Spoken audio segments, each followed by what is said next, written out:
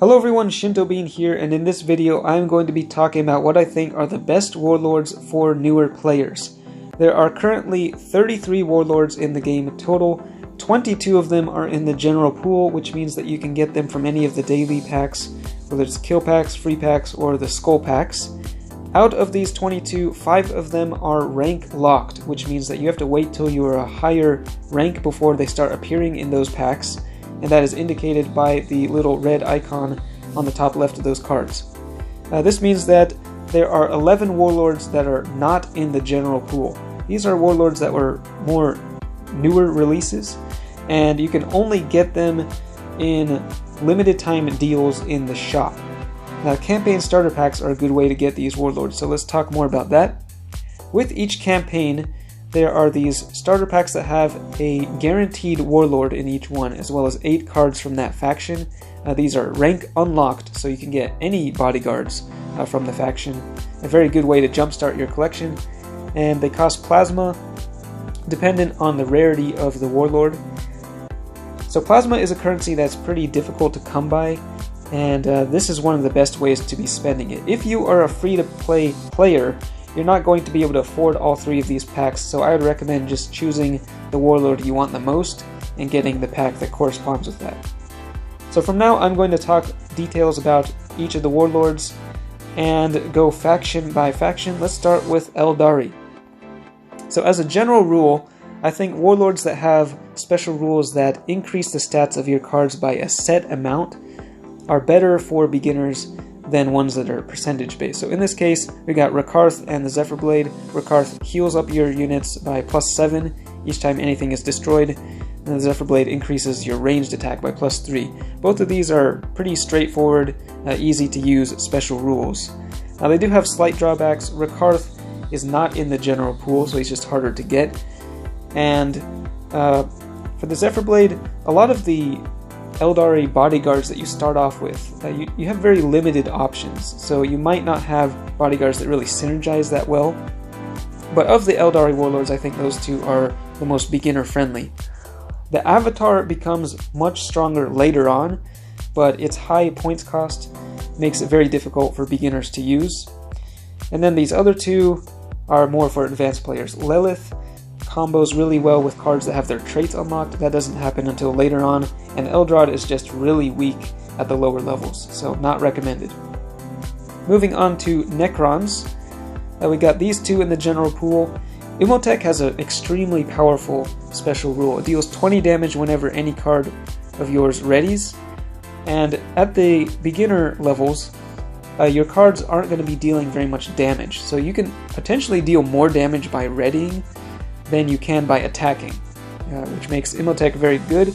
The Corpse Lord is more passive. He heals up your units when they ready, and it's not the most exciting playstyle, but it's still pretty decent, and his low points cost, only 21 points, means you can include more points worth of bodyguards with him.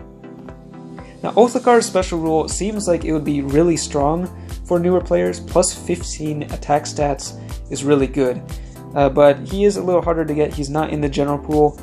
And also, some of the Necron bodyguards you get towards the beginning don't really synergize all that well with him. I think they work better with the other 2 warlords. And then we got Zandrek, who becomes pretty fun later on, but his special rule is not really that great for beginner players, so not recommended. Next up, we've got the Tau. The strongest warlord is pretty obvious. Shadow Sun is very strong, being able to heal up your units back to max health, and increasing their firepower by +20 is pretty massive. It's also very easy to use. Now Farsight can be potentially stronger in some situations, being able to OTK the enemy warlord with a really powerful melee attack, but he's just maybe a little bit more tricky to use than Shadow Sun. And then we got Aunva, whose special rule is percentage based, and it's really not going to do that much for newer players. Once your bodyguards start getting more health, then I think it's a more viable option. Moving on to Servants of the Emperor. Oh, the Servants. I remember these guys. They used to be the weakest faction by far. Their warlords were really terrible, and they had very few bodyguards. I think they still really struggle in the early game. Magos Dominus is able to heal his units by plus 20 whenever one of his cards dies, which seems like a lot, but early on you don't really have that many bodyguards available, so it's not going to actually occur very often. And also his stats as a warlord are very weak, so once he hits the field you might as well surrender at that point because he's not going to be able to do very much. Yarick is decent later on, but again in the early game his special rule is not going to be able to do very much. Now Greyfax is an interesting one. I think Greyfax does have potential if you have a number of very cheap bodyguards for Servants of the Emperor. If you have a lot of extra points left over, then you could make use of her special rule and do some interesting stuff with that. However, she is legendary and also not in the general pool, so just harder to get a hold of. And then Canoness Viridian is rank locked until the higher ranks, but she also just doesn't have the bodyguards that you can really synergize with her at the beginning. You need powerful melee units combined with weak fodder units, and that's just not easy to come by at the beginning. Okay, moving on to Space Marines. Starting out, you start with Captain Acheron, of course, and he's actually not too terrible for your first warlord, increasing his health by plus 15 with each Space Marine you deploy, and you do start off with a number of Space Marine cards, but he's not really the most exciting one to play as.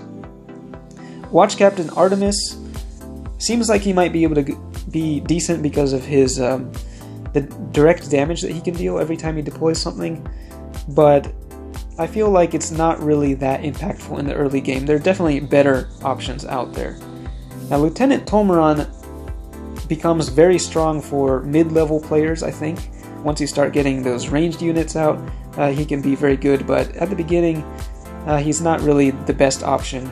He's also rank locked, so you can't even really get copies of him until later on. And the other two, likewise Voldus, you're not going to have many Psychers at the beginning, so he's probably not going to be that great. And Grimnar, you need powerful melee units. That's also not really available for newer players. Moving on to the Orks. Now the Orks are a very powerful faction, however they are very weak at the beginning. Captain Badruk and Boss Zagstruck both have very powerful special rules, but they are entirely dependent on the bodyguards you have. So with Captain Badruk, if you don't have any strong ranged orcs, his special rule is pretty much useless. Likewise with Zagstruck, you need strong melee orcs, and at the beginning you're not going to really have many of those. Now the other two are more for advanced players. I think Ghazghkull Thraka is rank locked. He does have a strong special rule, but I mean, you're just not probably going to be able to level him up at the beginning. And then Snickrot, he combos well with traits, but again, those traits don't actually get unlocked until later on. Moving on to Chaos. Now Chaos do have some interesting options. Skulltaker is not in the general pool, but I feel like his special rule could be very strong if you're able to get a copy of him. It activates when enemies are at 25 health or lower and you're attacking with melee. You can just finish them off, so I think because everything has a lower amount of health early on, it would be easier to activate that, theoretically at least. Ahriman is actually a really strong warlord. The ability of him to possibly heal your units by plus 20 or damage the enemies by 20 damage, activating at the beginning of each turn, is very impactful, especially for newer players. The others, Abaddon is rank locked, so you won't be getting him. He suffers kind of from the same issues as Ghazghkull Thraka. And then old Gloggerthrax the Foul. His special rule is really not good at all for newer players. It only happens a couple times per match, and decreasing the enemy attack by 10%, it's not really going to do very much. However, he is a rare warlord, meaning he's actually the easiest one to get from packs at the beginning. And moving on to Tyranids. Tyranids are actually one of the stronger factions at the beginning, I think. The Tervagon is incredibly good because of the infinite Termagants that it can deploy. You only have a limited number of deck slots, but just being able to drop down the Termagants over and over again is a really good strategy. With the Hive Tyrant, I think being able to deal 15 damage at the end of each turn is quite good early on for newer players. It's also just a pretty strong warlord, stats-wise. Gosar has the potential to be pretty good, but you need a lot of Tyranid bodyguards with melee for him to be decent. He's just not quite as good as the other two. And then of these four, the Swarmlord is most certainly the weakest option. It's the last one that I would choose for newer players. Alright, going with the top 10 as to summarize, these are my choices. I've split them into two rows. The top row are all warlords that are in the general pool.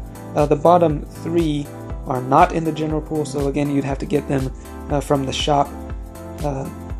But yeah, those are my picks. Let me know if you agree or disagree with that. And then, finally, as a bonus, this is good information, I think, for newer players. Captain Badrock and the Avatar start off really weak. However, they do end up becoming very strong later on.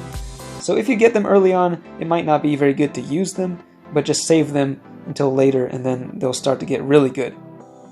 So, a lot that I covered here. Hopefully some of that information was useful. If you are still watching, thank you so much, and I will see you next time.